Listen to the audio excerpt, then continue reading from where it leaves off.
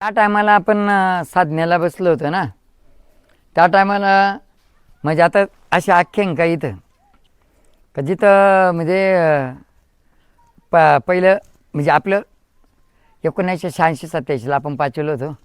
1994ला म्हणजे 92ला 10वी सुटलं आणि 1994ला घर सोडलं आणि 2001 हिमाचल प्रदेशामध्ये फिरून आलो आणि 18 जानेवारी 2003ला आपण साधनेला बसलो. आता ज्या दिवशी आपण साधनेला बसलो त्या दिवशी 12:32 झाली होती दुपारी. तर इथं एक झाड होतं, इथं एक झाड आणि इथे एक झाड होतं आणि तिकडे पलीकडे एक होतं आणि एक झाड होतं. म्हणजे असे 5 जण 5 ठिकाणी बसले झाड लावायला. 5 जण 5 ठिकाणी झाड लावायला बसले आणि आम्ही असं इकडून या कळसाचं दर्शन घेतलं आणि बाबा इथं होती.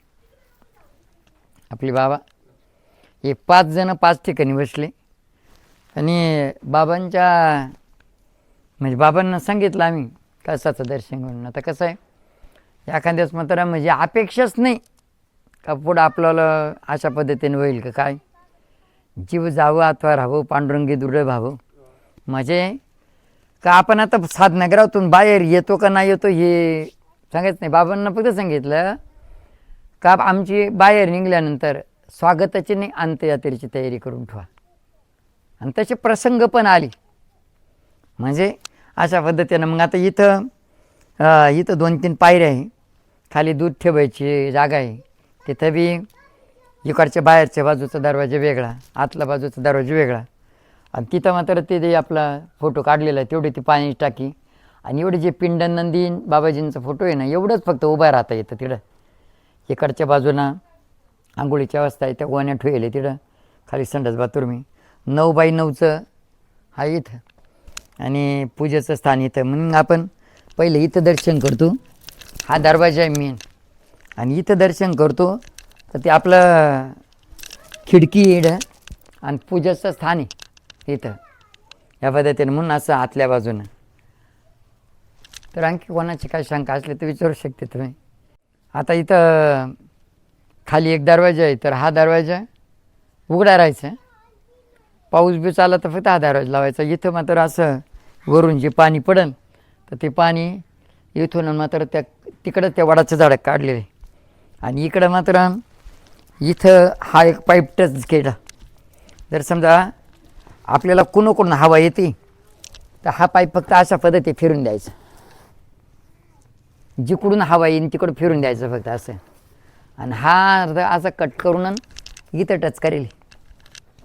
इथं फक्त एवढ्याच पाईपनं हवा येते आतमध्ये. मग हव्याचा काही विषय नाही असं. आणि इकडून तर खिडकीचं काही नाही. तर ते 3-4 रूम येडमध्ये हवा काय आता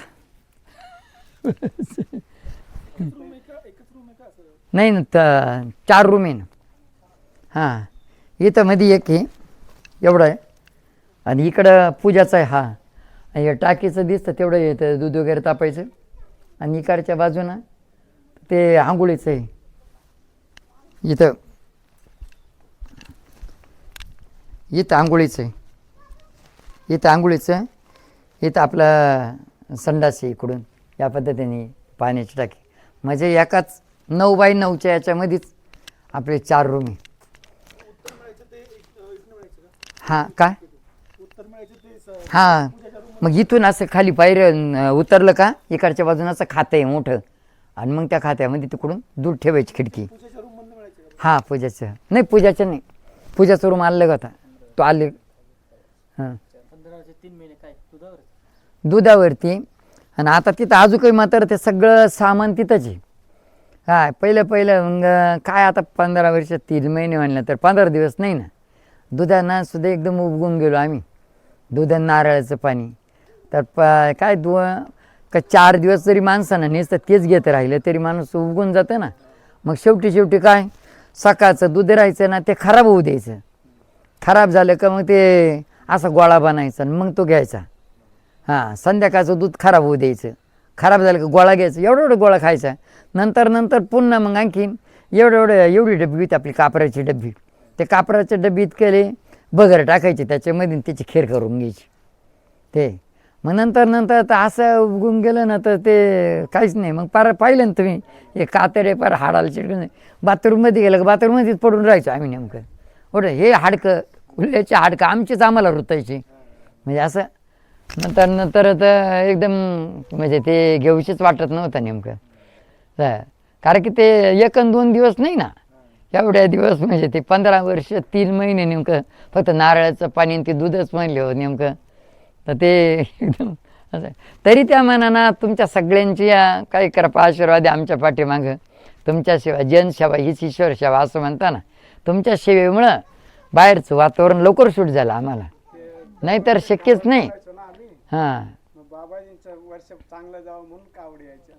नाही ते बी काही झाडं लावली, काही मात्र 1-2 माळीचा जप केला.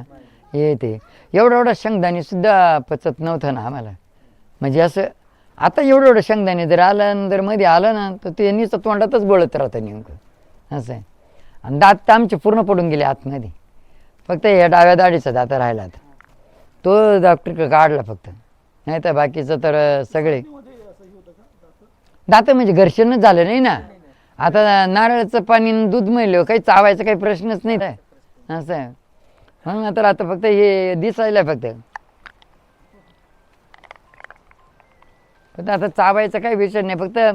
आणि आता जरी आपण काही म्हणजे असं घ्यायचं म्हणलं तर फक्त ते दळून बी त्याच्यामध्ये का आपल्या बाबांनी 15 वर्ष 3 महिने आपली दुधाची सेवा केली. जसं एखाद्या झाडाला पाणी टाकून झाड आपण मोठं करतो आणि ते झाडाला फळं आले म्हणजे मग पाणी टाकणारच फळं खातो. तशा पद्धतीनं आपल्या 15 वर्ष 3 महिन्याच्या कालावधीमध्ये बाबांनीच मात्र दूध आणलं. आता इथं मात्र ज्या टायमाला बाबा दूध घेऊन यायचे पावसाळ्यामध्ये इथं आदर करून जेव्हा येईन ना त्या टायमाला हा वरचा दरवाजा लावून घ्यायचे का बा अचानक कधी जास्त पाऊस आला तर मध्ये पाणी बिणी नको यायला त्या टायमाला. आणि आपल्याकडं एक गॅस टाकी राहायची. तर ती गॅस टाकी कंप्लीट मात्र 1.5 वर्षानंतर म्हणजे 1 वर्ष म्हणजे 12 महिने म्हणजे असं जर समजा चालू सांगायचं 19 महिन्यानं काहीतरी 2-3 दिवस वर व्हायचे तेव्हा गॅस टाकी संपायची. 19 महिन्यानं ते मग त्या टायमाला आतमधला जो दरवाजा आहे तो दरवाजा गुरुपौर्णिमाच्या टायमाला बी जर उघडायचं म्हणलं ना हे हात जाम होऊन जायचे एकदम. आणि मग ते पूजा करून मग ज्या टायमाला आपण नंतर गॅस टाकी संपली बा मग त्या दरवाजाची पूजा करून दरवाजा उघडायचा, गॅस टाकी पुढं लोटून द्यायची, हा दरवाजा पॅक राहायचा आणि मग मात्र तो दरवाजा बंद करून घ्यायचा. मग बाबांना कळलं बा का बा गॅस टाकी मग काढून कोणी घेऊन जायचं मग असं. आणि इथं आलं पाहिलं बा उन्हाळ्याचे दिवस. आता उन्हाळ्याचे दिवस म्हणले साधारणतः आपल्याला सुद्धा बाहेर एवढं गरमट होतं घरामध्ये, पण इथं तर एकदम बंद आहे. खाली खोली हे जवळजवळ 7-8-9 फूट खोली खाली. ह्याच्यामध्ये असं आजूबाजूनं सगळं डोंगर तापला, जमीन तापली का खूप गरमट व्हायचं. मग बाबा पाहायचे मग तिकडं त्या पायपाजवळ उभे राहायचे. कोण हवा येते बा असं अंदाज पाहिजे आणि बरोबर मग तर त्या हव्याच्या दिशेनं पाईप तिकडं फिरून द्यायचे. या पद्धतीनं असं म्हणजे त्यांनी आमच्याला एवढी काळजी घेतली का पाहुणं गेलं नाही कुठं. 15 वर्ष 3 महिने जसे गाय रानामध्ये कुठं बी फिरल पण संध्याकाळी वासराला दूध पाजायसाठी येईलच, तसं बाबांचा दुसरं कोणावरती विश्वास नाही का नेमकं दूध देईल का नाही बा वेळेवरती. मग कोणाला जरी सांगितलं की बाबा तुम्ही नाही वेळेवर आले ना तरी मी दूध घेऊन येईन, नाही पण मग मला दूध द्यायला जायचे बाबा वेळेच्या अगोदर मात्र दूध द्यायला येऊन जायचे. कधी जेव्हा बी उशीर जरी झाला पाणी असो पाऊस असो काही असो ते बी. आणि ते बी असं नाही गाड्या घोड्यावरती इकडून डोंगरानंच उतरायचे, डोंगरानं पायी कधी इकडून गेले की इकडूनच उतरायचे, असे इकडूनच यायचे कधी. म्हणून अशा पद्धतीनं त्यांचं खूप मोठं मात्र योगदान याच्यामध्ये आमच्यापेक्षा जास्त त्यांची तपस्या झाली. म्हणजे आता पहिलं बी मात्र काय देव स्वरूपात होते काय त्यांनाच कळलं होतं. आपल्याला मोटरसायकल दिली होती एकदा त्यांनी, तर आम्ही कुठं असं धावपळीमध्ये जर समजा जायचं म्हणलं ना निघायचं म्हणलं तर बाबा लगेच कपडा घ्यायचे आणि ती गाडी पुसायची. आम्ही पाहिलं बाहेर का तो कपडा विसकून घेतला का ते करून जरी दुसरा कपडा शोधून आणि पुन्हा पुशीत बसत आणखीन म्हणजे असं. पण कधी आपल्याला तर म्हणजे पहिली आख्यायिका अशी आहे का ज्या टायमाला आपण या मंदिराचं जेव्हा मात्र कळसाचं म्हणजे चारी फक्त असं म्हणजे 8 कॉलम होते त्याच्यावाले आणि 8 कॉलम झाले आणि त्याच्यावरती म्हणजे आपण काही नाही, फक्त स्लॅब टाकून घातला, कळस बिळस होणार होता. पण पहिली खूप बिकट परिस्थिती, म्हणजे देवपरीक्षा बी लई पाहत असतो. मग लोक येईना, नेमकं लोक देईना मंदिरासाठी, आपण तर घर सोडलं नेमकं. आणि हे लहान लहान आता शिडी लावेल राहायची, लहान लहान मुलं वरती गेले का ते म्हणायचं ते ना हालत म्हणायचे ते. आता एवढ्या खाली पाहिलीवरती हल्ल्यासारखं दिसायचं ते बरं. मग नेमकं हे सभा मंडप बिंडप काही नव्हतं, फक्त मंदिराचा कळस झाला. त्यानंतर मग आपण असं म्हणलं की बा आपल्याकडून आता ही गोष्ट काही शक्य नाही. म्हणून मग मनात आलं बा काय म्हणतं ना ते पोराचे पाय पाळण्यात दिसतात, आणि काहीतरी पूर्वीचं पुण्य असेल, तू का म्हणे होता ठेवा तो या भावा सापडला असं म्हणून मात्र तर आलं मनामध्ये नेमकं का बा आपण मंदिराचा कळस जोपर्यंत चढत नाही तोपर्यंत आपण जमिनीला पाठ लावायची नाही. मग पुढं चौरंग ठुला, त्या चौरंगावरती ओम जनार्दन असं मंत्र लिहायचा आणि विश्रांती घ्यायची असली फक्त पाठ लावायची अशी पाठीमागं. तर असं म्हणून तर असं काही दिवस मात्र चाललं. देवाने काही चांगलं जास्ती परीक्षा नाही पाहिली. पण मग नेमकं एक पौर्णिमा आली, गुरुपौर्णिमा. आता या आषाढ महिन्यातली पौर्णिमा येईल ना, ही पौर्णिमा. आता याच पौर्णिमाला म्हणजे आता 29 तारखेला पौर्णिमाला गुरुपौर्णिमा, याच पौर्णिमाच्या रात्रीला 12:36 आम्हाला तिकडून उठवलं. म्हणजे आम्ही असं ध्यान असताना ते मंत्र जपलीताना विश्रांती घ्यायच्या टायमाला अशी पाठीमाग पाठ लावली, डोळे बंद होते. जेव्हा असा दृष्टांत झाला, सांगितलं फक्त डोळे नको उघडू म्हणे.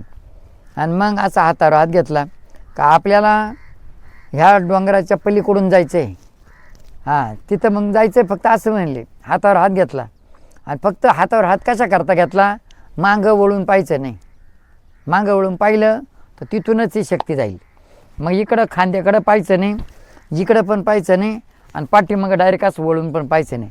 आता याच्यातून आपल्याला ही एक गोष्ट घेण्यासारखी, तुमचं किती महत्त्वाचं काम राहू द्या का बा, तुम्ही महत्त्वाच्या कामाला जर निघाले ना, तुम्ही घरातल्या देवस्थानी दर्शन करून निघा, आणि तुमचं जोपर्यंत काम होत नाही ना तोपर्यंत मागं वळून पाहायचं नाही. देवाचं दर्शन घेतलं, गोमातेचं दर्शन घेतलं, आईवडिलाचं दर्शन घेतलं, अशा पद्धतीने सूर्यनारायणाचं दर्शन घेतलं, आणि आजूबाजूच्या घराच्या परिसरात असणाऱ्या देवी देवताचं दर्शन करून आपण महत्त्वाच्या कामाला जर गेलो ना, तर त्या सगळ्या देवांची शक्ती आपल्या पाठीमागे राहते. पण आपण जर मागं वळून पाहिलं ना, जसं आपल्याला कोणाचा आधारच नाही, मागं वळून पाहिलं म्हणजे ती शक्ती तिथून निघून जाते. म्हणून आपलं काम होईपर्यंत मग तिथं मात्र ती आख्यायिका झाली का मागं वळून पाहायचं नाही, इकडं पण नाही, इकडं पण नाही, म्हणजे उजव्या खांद्याकडून नाही, डाव्या खांद्याकडून नाही, आणि डायरेक्ट असं वळून मागं पण पाहायचं नाही. मग आता इथं मात्र अशा पद्धतीनं सांगितलं, हातावर हात घेतला बस, आणि उठवलं आम्हाला तिकडून. मग आता उठवलं तर नेमकं तिथून एकदम पाठीमागं दिसायचं. पण विश्वास काय म्हणतो, विश्वासाचा विश्वासघात नाही. आता आपण म्हणतो ना तुमची श्रद्धा काम करते, तुमचा विश्वास काम करतो. श्रद्धा विश्वास म्हणजे काय तेच माहीत नाही. मोठा घंटेला लावणं म्हणजे श्रद्धा विश्वास नाही, मोठ्या मोठ्या माळी घालणं म्हणजे श्रद्धा विश्वास नाही. इतकं पाठीमागं एकदम पाठीमागं खेटून आणि आवाज यायचा आम्हाला. पण आता माणूस कसा आहे काय आहे नेमकं बोलतो खरी, पण कमीत कमी पाहिलं तर पाहिजे का नाही. पहिली आख्यांका इडं वैल होती, नेमकं एवढा मोठ्या गाभाळामध्ये इडं इतके जबरदस्त महाराज आले. आम्हाला आमच्या मित्राचा आवाजामध्ये बोलत बोलत इथपर्यंत आणलं 3:30 पावणे 4च्या दरम्यान. आणि ते महाराजांच्या जटा एवढ्या का मात्र खाली असं नाही जटाचं, तर ते भगवान महाविष्णू कसे मात्र सर्पाच्या याच्यावरती मात्र हां तसे मात्र त्या महाराजांच्या जटावरती झोपतील ते, एवढं आसन इतका दाट जटा होत्या. आता ते महाराज इकडून आम्ही इकडून आणि ते महाराज तिकडून. मग आम्ही 3:45 वाजेपर्यंत 3:30 पावणे 4 वाजेपर्यंत त्या महाराजांनी आमच्याबरोबर असं हिंदीमध्ये आमच्या एका डोळ्यातून 2-2 धाऱ्या. नंतर 3:45 वाजता 3:30 पावणे 4 वाजच्या दरम्यान महाराज इधर काय देख रे बोलले, पिछे देख. म्हणून असं आम्ही थोडंसं म्हणलं आता पिछे देख, आपण पिछे पाहायला जाऊ तर म्हणलं यायचं पकडून आपल्याला. मग आम्ही असं 53 नजरेने असं पाहिलं, तेवढ्यातले गायब होऊन गेले. मग हा एवढा मोठा अनुभव होता. मग आता ही एवढी मोठी भीती होती आमच्यात, हे अगोदर घडलं. आणि त्याच्यानंतर आता तिथून जे घडलं मग आम्ही पाहिलं असतं महाराज नेमकं कसं आहे, जटा आहे का दाढी आहे का मिशा आहे. पण विश्वास हातावर हात दिले, आपण मागं पाहायचं नाही म्हणजे नाही. तिथं लगेच ते मागं आम्ही पुढं तिथं गेलो. आज मात्र गाडी पूजा करताना आपण जे चिन्ह काढतो ना, गाडी पूजा करताना तसंच चिन्ह मधल्या बोटाने तिथं काढायला लावलं आम्हाला. तिथं मधल्या बोटाने इथं साधना ग्रापाशी. कारण मग सांगितलं की इकडं तुला 12 वर्ष बसायचं इकडं. आता 12 वर्ष बसायचं म्हणलं आम्ही तर चपकून गेलो एकदम. तरी मागं वळून पाहिलं नाही का 12 वर्ष साधना करायला सांगणारा हा कोण आहे नेमकं, कसा आहे, तरी मागं वळून पाहिलं नाही आम्ही. विश्वास काय म्हणतो, वचनाला जान जाय पण वचन ना जाय. रामाने सुद्धा मात्र शब्द वापरले त्यांनी ते का बा आईवडिलाचं वचनाचं पालन करणं माझं कर्तव्य आहे. माझा प्राण गेला तरी चालेल पण आईवडिलाच्या वचनाचं पालन करणं माझं कर्तव्य. बस म्हणून मी काय परत येणार नाही. तसं मात्र त्यांनी हातावर हात घेतला म्हणून वचन दिलं होतं आपण, त्या वचनाला आपण टिकायचं. तिथंच आमची परीक्षा झाली. मग ते म्हणले तुला 12 वर्ष इथं बसायचं आहे, इथं एका जागी बसू शकत नाही. 12 वर्ष निघायचे कसे, 12 वर्ष निघायचे कसे, आम्ही प्रश्न विचारला. मी 2-5 मिनटं एका जागी बसू शकत नाही, 12 वर्ष निघणार कसे. त्यांनी सांगितलं तू फक्त निमित्त आहे, करता करू तर परमेश्वर आहे. हां मग मात्र तिथं सांगितलं म्हणलं एकच आता एखादा पानाड्याने पाणी सांगितलं आपल्याला. मग पानाड्या सांगतो बा 15 फुटाचं खोलवरती जाईल तेव्हा लाल दगड निघल, काळा दगड निघल, मग 20-25 फुटावरती जरा निघल, एक बेडकी निघल, असं निघल तसं निघल असं. म्हणजे बोरिंग करताना विहीर खोदताना ते मात्र असं सांगत राहते. तसं मात्र या ठिकाणी आख्यायिका सांगितली आम्हाला. का त्याने सांगितलं ज्या टायमाला तुझी 6 वर्षाची साधना पूर्ण होईल त्या टायमाला एक वानर हनुमंताच्या रूपामध्ये एक वानर येईल. ते येईन दक्षिणेकडून येईल. किती वेळ बसल, पुढे बसल, हे तंतोतंत सांगितलं. ते इथं या पायरीजवळ, या पहिल्या पायरीजवळ मोठा एकदम दगड होता जबरदस्त. तो दगड हनुमंताच्या खाली टाकलेला आहे. त्या दगडावर बसलं. जिकडं नंदी बाप्पा आहे त्या नंदी बाप्पाच्या वाट्यावरती बसलं. आणि इकडून येणार आहे ना ते दिवाळीच्या पिरियडमध्ये भुईमुगाच्या शेंगाचा कालावधी राहील हे सांगितलं होतं. पण ज्याच्या वावरातून आलं ना तेच भुईमुगाच्या शेंगा घेऊन आली त्या टायमाची आख्यायिका. मग ते आपण लिहून घेतलं का 6 वर्षाची साधना पूर्ण होईल त्या टायमाला भुईमुगाच्या शेंगाचा कालावधी राहील. आणि तिकडून मात्र ती या दगडावर इड बसल पहिल्या पायरीवरती उतारताना पहिल्या पायरीवरती. आणि नंतर आणि जेव्हा 12 वर्षाची साधना पूर्ण होईल ना त्या टायमाला पुन्हा एक वानर येईल. ते दक्षिण म्हणे हे जे आहे ना आपला आख्यायिका हे वानर इकडून पुरेकडून सांगितलं आणि पश्चिमेकडे जाईल. म्हणून मात्र हे असं डोंगर घेऊन आपण इकडं तोंड करून अशा पद्धतीनं सांगेल. पूर्वेकडून इकडं दगडावर बसल, तिकडं नंदी बाप्पापाशी बसल. नंदी बाप्पाला महादेवाला जर काही सांगायचं असेल नंदी बाप्पाच्या कानात सांगावं लागत आहे. मग हनुमंत राय मात्र नंदी बाप्पाच्या वाट्यावरतीच बसल आणि इथं मात्र दगडावर बसल. आणि ते वानर का हनुमंताच्या रूपात ती पश्चिमेकडेच गेलं. आणि हे जे आहे तर हे पण पुन्हा भुईमुगाच्या शेंगाच्या कालावधीमध्येच येईल दक्षिणेकडून. मग दक्षिणेकडून जेव्हा आलं खाली इकडं पाण्याची टाकी होती, पाण्याच्या टाकीपाशी बसलं, भुईमुगाच्या शेंगा खाऊ घातल्या त्यांना. आणि मग तिथं एक हनुमंताच्या रूपामध्ये तुम्हाला आशीर्वाद देईल, तिकडे बसल. मग आपण त्या हनुमंताची स्थापना तिकडे केली. मग आता तुमच्या मनामध्ये ही एक शंका आहे का बा आज जर समजा 12 वर्षाची साधना सांगितली मग हे 15 वर्ष 3 महिने वाढले कसे.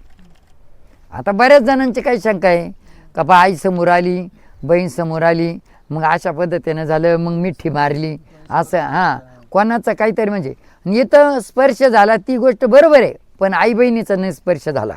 इथं मात्र काय झालं का ज्या टायमाला आपण बाहेर निघलो आता 12 वर्षाची साधना झाली.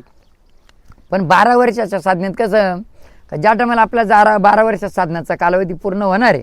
आता पुढच्या वर्षी निघणार आहे आम्ही, पुढच्या वर्षी बाहेर निघणार आहे 12 वर्षी. 11 वर्षी इकडून मात्र साधना घरातकडून तिकडून म्हणजे स्टेजवरून येताना आपल्या त्या कॉर्नरवरती इकडे वळत असताना गणपती बाप्पाच्या पाशी या आमच्या जटा सुटल्या, खाली जटा सुटल्या आणि जागेवर बसलो आम्ही. मागून जसा लोंढा आला तर एक जणाचा हात लागला आणि मग 12 वर्षी निघणार होतं तर 13वं झालं. मग 12व्या वर्षी पुन्हा आणखीन स्टेजवरून फुलं टाकत होतो आम्ही. फुलं टाकता एक मिलिटरीमॅन पोलिसाच्या जाळीमधून शिरला आणि लगेच डायरेक्ट आमच्या पायाला स्पर्श केला. आम्ही स्टेजच्या कडाला उभं आणि फुलं वरती टाकीत होतो, नेमकं ते शिरलं आणि आमच्या पायाला स्पर्श केला. पुन्हा मात्र 13व्याचं 14वं झालं. हां 14वं झालं. मग पुन्हा आता म्हणजे 11 वर्ष स्पर्श झाला, 12 वर्ष निघणार होतो तर 13 झाले आणि 12 वर्षी आता 13 वर्षी निघणार आम्ही तर 12 वर्षी पुन्हा ते स्टेजवर फुलं टाकताना स्पर्श झाला. हां 13 झाली. आता 13चे पुन्हा मात्र 13व्या वर्षी आम्ही बाहेर निघणार 14 झाली. म्हणजे 3 वर्ष. मग आता इकडून पुन्हा आम्ही आता 14 वर्षी बाहेर निघणार होतो. 14 वर्षी बाहेर निघणार होतो तर 13व्या वर्षी पुन्हा इकडून मात्र साधनगराकडे आलो. आणि साधनगरापाशी आता तिथं काय राहतं, आता तुम्ही तो प्रसंग पाहिला असता तर तो खूप म्हणजे अवघड प्रसंग होता. म्हणजे काय, जसं कन्या सासुरीची जाय मागं परतून पाय तशी गोष्ट. म्हणजे मुलगी जर सासर घरी जर चालली तर मागं वळून पाहत राहते, तशी गंमत. आता इथंही मात्र आम्ही तिकडून आलो का बा दरवर्षी मात्र नवीन पोलीस डिपार्टमेंट राहायचं. मग त्यांनी साधनगराजवळची माणसं सारायची, असं बाजूला करायची. आता त्यांना काय माहिती आहे का, बाबा डायरेक्ट बा साधनगराकडे जाते की तिथे बसते. मग जिथं आज माता भगिनी पूजा करतात ना तिथं बसायचं आम्ही. तिथं बसायचं, असं इकडं साधनगरा राहायचं आणि तिथं बसून सगळ्यांना डोळेवरून पाहून घ्यायचं. सगळ्यांना डोळेवरून पाहून घ्यायचं. म्हणजे असं एकदम का आता जायचं आहे बा, ज्या टायमाला आपण असं बसून आणि पाहून घ्यायचं ना, त्या टायमाला आमचा उठायचा प्रसंग राहायचा. त्या टायमाला तोंड दुडदुड रडायचे ते. म्हणजे असं मग ज्या टायमाला आपण उठायचो तिकडून ना, त्या टायमाला अजिबात मागं वळूनच पाहायचं नाही. मग डायरेक्ट साधनगरात जायचं आपण. मग तिथं आम्ही बसणार तर इकडचे असं लोक सावरले त्यांनी आणि नेमकंच म्हणतात आम्ही तिथं बसलो. मग तिथं आम्हाला थकवा लागला म्हणून तिथं लोक सावरले, त्यांना वेळच मिळू दिला नाही. आम्ही इकडचे लोक सावरले आणि तिथं बसायचं तर तिथं एक जणाचा स्पर्श झाला. मग 14चं 15 झाले म्हणून 3 वर्ष. म्हणजे आता पहिला प्रसंग स्टेजवर फुलं टाकताना एक जणाचा स्पर्श झाला. म्हणजे ते 13 वर्ष झाली. 12व्या वर्षी निघणार तर 13 झाली. पुन्हा येता येता जटा सुटल्या तर ते मात्र कॉर्नरवरती जटा सुटल्या आणि पाठीमागून लोंढा आला, एक जणाचा स्पर्श झाला. मग ते किती झालं, 13चे 14 झाली. 14 झाली. पुन्हा इथं साधनगराजवळ एक जणाचा स्पर्श झाला, ते 14चे पुन्हा 15 झाली. म्हणून 3 वर्ष आणि 3 महिने वाढले. म्हणून अशा पद्धतीनं मग आपण इथं मात्र जे 6 वर्षानंतर जे हनुमंताच्या रूपात मात्र पूर्वेकडून जे वानर आलं ते इथं बसलं. तर ते तो दगड इथं घालून इथं स्थापना केली. आणि जे हनुमंताने आपल्याला जो आशीर्वाद दिला तर त्या पद्धतीनं म्हणजे दक्षिणेकडून हे उत्तरेकडून आलं आणि दक्षिणेकडे गेलं तर दक्षिणमुखी हनुमंत आपण तिथं मात्र त्याची स्थापना केली. अशा पद्धतीनं मात्र इथं स्थापना आहे. आणि इथं मात्र ज्या टायमाला आपण साधण्याला बसायचं होतं तर त्या टायमाला काही माहीत नाही. तिथली पुन्हा एक आख्यायिका अशी, आम्ही ज्या इंजिनियरकडे त्यांच्या हाताखाली कामाला जायचो, कारागिराच्या हाताखाली. आता पहिल्यापासून स्वभाव आमचा असाच, म्हणजे एकदम प्रेमा जिवळ आहे. तुम्हाला कंटाळा पण आम्हाला कंटाळा येत नाही बोलायचं. मग आता नेमकं त्यांच्याकडे कामाला जायचो, पाणी मारायचं, माल कालवायचा, कुठं विटा द्यायच्या, या पद्धतीनं. मग नंतर ते कधी कधी माल कालू आमचे पाय फुटून गेले, हात फुटले आमच्याली. मग तिने सांगितलं आता तू ते काही काम करू नको, तू फक्त पाणी मारत जा या कामावरती. मग कामाला ते पाणी मारायला होतं. पण मग अशी तब्येत बिघडून गेली तर 2-2.5 महिने आम्ही कामालाच गेलो नाही. मग काय झालं नेमकं का, मग घरच्यांनी मेंढर सोडून दिले. मेंढर वाळायला गेलो आम्ही इकडे. आणि इथं ये मंदिराचं जे कळस आहे म्हणजे पिंड स्थापन केली, ते तिथं बाबळीचं झाड होतं. तर ते मोठे काटे येते, ते बाबळीचं झाड होतं. आता त्या बाबळीच्या झाडाखाली आम्ही पुस्तक वाचत बसलो. आणि मग त्या माणसांना 2-2.5 महिने कामाला गेलो नाही आम्ही, त्यांना लय आठवण यायची आमच्याली आणि आम्हाला आठवण यायची. पण आता इकडं म्हणल्यानंतर कुठं परिस्थिती नाजूक, इकडं भाड्यात वाड्यात पैसे नाही. मग ते घरी आले भेटायला आम्हाला इंजिनियर साहेबांनी. मग इंजिनियर साहेबांनी ते भेटायला आले. ते म्हणले कुठे गेले, मग ते म्हणे या इकडे गेला म्हणे मेंढर चारायला असं. मग ते इकडून आले, इकडे काय तेव्हा पायऱ्या बिऱ्या नव्हत्या, ते इकडून असे वर चढत आले. आम्ही तिकडे पुस्तक वाचत होतो. त्यांचे जवळ इथून मात्र आम्ही असं गळ्यात केलं, ते पाहिलं त्यांचं चेहरे. आता तेव्हा पण असं आहे का, कोणी परत वरिष्ठित व्यक्ती प्रतिष्ठित आपल्यापेक्षा वयाना मोठा असं हलका चटकन उभं राहायचं, पुढे यायचं. ते इथून मात्र त्यांना दम लागला चढतं एवढे दिसले ना, आम्ही लगेच 50-60 पुढं मात्र चालून आलो. त्यांना थकवा लागलं इथं पुढं. मग लय ते म्हणले, मग त्यांना पुढे घेऊन गेलो आणखी. मग तिकडं बसलं. मग त्यांना सांगितलं, म्हणलं इथं ना अशा पद्धतीनं स्वप्न पडलं म्हणलं आम्हाला. मग आम्ही श्रावण महिन्यामध्ये तर बिना म्हणजे असं फराळाचं इथं शेंगा नाही का फराळ नाही का काही नाही, फक्त पाण्यावरती 7 दिवस एका बाबळीच्या झाडाला पाट लावून अनुष्ठानला बसला मी 7 दिवस फक्त पाणीवरती. आणि तिथून दृष्टांत झाला. इकडं एक म्हातारा बैल, म्हातारी आई, म्हातारा बाबा आणि एक मुलगा, इथं असं दृष्टांत झाला. मग आता समजून घ्यायचं, म्हातारा बैल म्हणजे नंदी, म्हातारा बाबा म्हणजे भगवान शिवप्रभू, म्हातारी आई म्हणजे माता पार्वती आणि मुलगा म्हणजे गणपती बाप्पा. असं दृष्टांत झालं. म्हणलं भाऊ या असं असं दृष्टांत झालं, स्वप्न पडलं होतं म्हणलं आम्हाला असं इथं मंदिर बांधायचं आहे. मग त्यांनी असा हा प्लॅन इकडं आणखीन होता ते भक्त निवास म्हणजे सभामंडप होता इकडं या निंबाच्या ठिकाणी. हा सगळा प्लॅन मात्र जवळजवळ 7 ते 8 लाखाचा प्लॅन काढून दिला. पण आता इकडं पायात चप्पल नाही, अंगात कपडे नाही. आता हे 7 ते 8 लाखाचा प्लॅन व्हायचा कसा नेमकं? मग येड्यावानी आम्ही पायात चपला नाही, अंगात कपडे नाही आणि ते या प्लॅस्टिकच्या पिशवीमध्ये ते प्लॅन काढून दिलं त्यांनी. 7 ते 8 लाखाचा प्लॅन, 5 पैसे नाही घेतले. तो प्लॅन हातामध्ये आणि रस्त्याने फिरायचो तिकडं. लोकांना सांगायचं या डोंगरावर असं मंदिर होणार आहे, ते प्लॅन दाखवायचं. लोक म्हणायचे याच्या डोक्यात ना फरक पडला, ये ना येडं झाले, याच्या डोक्यात ना खटका पडला. म्हणजे असं लोक म्हणायचे. लोक असं मंदिर होणार असं म्हणलं की लोक पायाचं नका डोक्याच्या कसापर्यंत पाहायचं ना, अंगात कपडे नाही, पायात चप्पल नाही आणि असं मंदिर व्हायचं. 7 ते 8 लाखाचं इकडे 5 पैसे नाही. मग घरचे आम्हाला मेंढरं सोडून द्यायचे, जनावरं सोडून द्यायचे. मग आम्ही काय त्या टायमाला 5 पैसे होते, 10 पैसे होते. 5 पैसे 10 पैसे वर फेकायचे, मंदिर होतं का नाही. छापाच पडायचा बरं का, छापाच पडायचा म्हणजे धीर यायचा मंदिर होईल, मंदिर होईल. पण खूप कठीण परिश्रमातून मात्र इथपर्यंत आपण आलं बा. देवाची परीक्षा राहत असते, कुठपर्यंत टिकतो कुठपर्यंत नाही. घरातून जेव्हा आली तर निघाल आम्ही येतं मात्र 3 वेळेस कुठे उडून गेली, एवढी देवळी बांधली. हे मात्र डोकं लावायचं, हे कमरापासून खाली पाय ओल्ले होऊन जायचे. कुत्रं जसं खुंडूमुंडू करून पडायचं तसं पडायचं. पस्तावा यायचा, कुणीच येत नव्हतं इकडं. आईला घर सोडून लई पस्तावा झाला भाऊ. एक तर कोणासमोर खायचं नाही, कोणाकडे काही मागायचं नाही. एक पिठाचा गोळा करून खाऊन घेऊन झोपून राहायचं. कधी कधी तुम्ही आम्हाला भेटायला यायच्या अगोदर पिठाचा गोळा करून खाऊन घ्यायचा कच्चा आणि पाणी पिऊन घ्यायचं. नाही कच्चा गिळला ना त्याच्यामध्ये मिठाचं पाणी करून खारं करून घ्यायचं, मिठाचे खडे टाकायचे, ते खाऊन घ्यायचं. तसा प्रसंग काढून मात्र आम्ही इथपर्यंत. असं वाटायचं काही आता एखाद्यानं दुकान जर मांडलं ना असं वाटतं दुकान टाकू होतं खरं, पण गिऱ्हाईक येते का नाही नेमकं अशा पद्धतीने. पण आम्ही दुकान मांडलं म्हणलं नागणी दुकान मांडलं गिऱ्हाईक येतं नाही, पण आता आमचं दुकान उघडायच्या अगोदर गिऱ्हाईक तयार होते. म्हणजे असे आख्यायिका हे खूप. इकडं झाडं नव्हते, जुडं नव्हते, पक्षी बसायला सुद्धा जागा नव्हती काही ह्या पद्धतीनं. पण देवाने काय कशा पद्धतीने करून घेतलं आज हे सगळं. जिकडं पाहावं तिकडं मात्र झाडं पाहत मात्र तिथं तू खोपा, तिथं ते पिल्लं त्याची त्या पद्धतीने. म्हणजे थोडंसं जिकडं तिकडं अशा पद्धतीने. नाही तर पहिलं झाडच नव्हते अजिबात, सगळं मोकळं चोकळं दिसायचं. पहिले जर फोटो पाहिले ना ते सगळे फोटो याचे.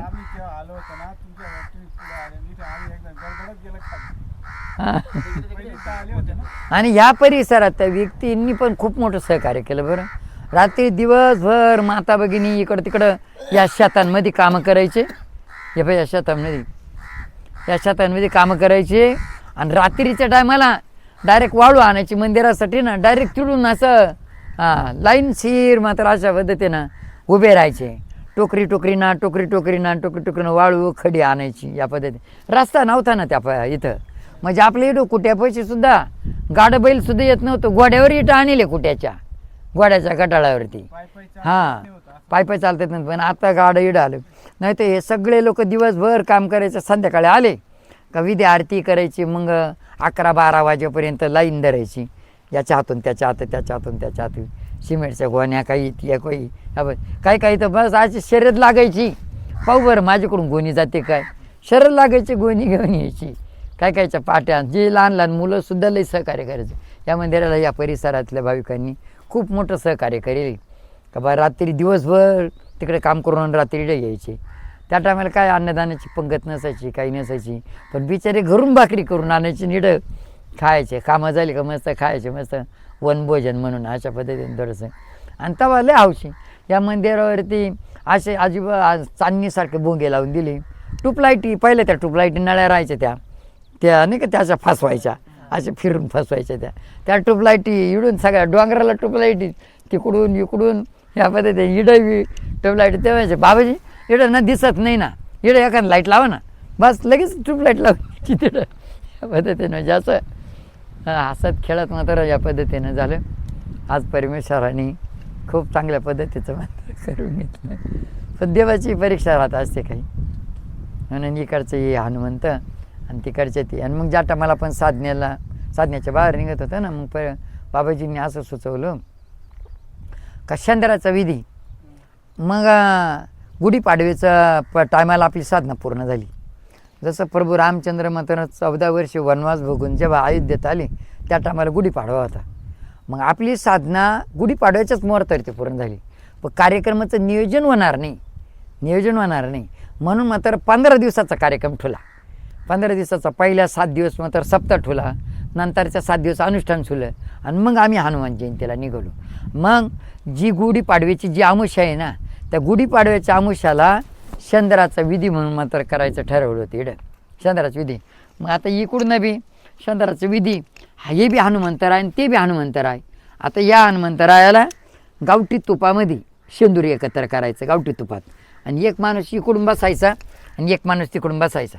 मग एक माणसाने या पद्धतीनं आता ही मात्र डावी बाजू आणि ती उजवी बाजू अशा पद्धतीनं मग एका माणसानं डाव्या बाजूकडून मात्र पूर्ण शेंदूर लावायचा आणि एका माणसानं उजव्या बाजूकडून. ही जोडी झाली की लगेच दुसरी जोडी बसायची, ती जोडी झाली की दुसरी जोडी बस. म्हणजे आमुषा सुरू झाल्यापासून तर अनुष्या संपीपर्यंत एक रात्र एक दिवस पूर्ण चंद्राचा कार्यक्रम चालू होता दोन्ही हनुमंताला. इकडं आपल्या तुपामध्ये शेंदूर एकत्र करून गावठी तुपात शेंदूर करून लावायचा आणि तिकडं चमेलीच्या तेलामध्ये शेंदूर एकत्र करून लावायचं. म्हणजे अशा पद्धतीनं आता पहिलं मात्र इकडं अशा पाट्यापिट्या बी लावल्या होत्या इकडं या हनुमंताला शेंदूर लावताना. तर तुपामध्ये एकत्र तुम्ही प्लॅनर बनवून आणले होते म्हणून अशा पद्धती. मग आपण कधी बाहेर निघताना कपाळाला आपण शेंदूर लावून मगच बाहेर निघतो आपण. आजही शेंदूर लावतो मगच बाहेर निघतो आपण असं. म्हणजे विभूती लावली तर मग शेंदूर लावतो आपण आणि मग बाहेर निघतो आपण असं. म्हणजे आजही असं पद्धतीने. आता तुमची काही आणखीन काही शंका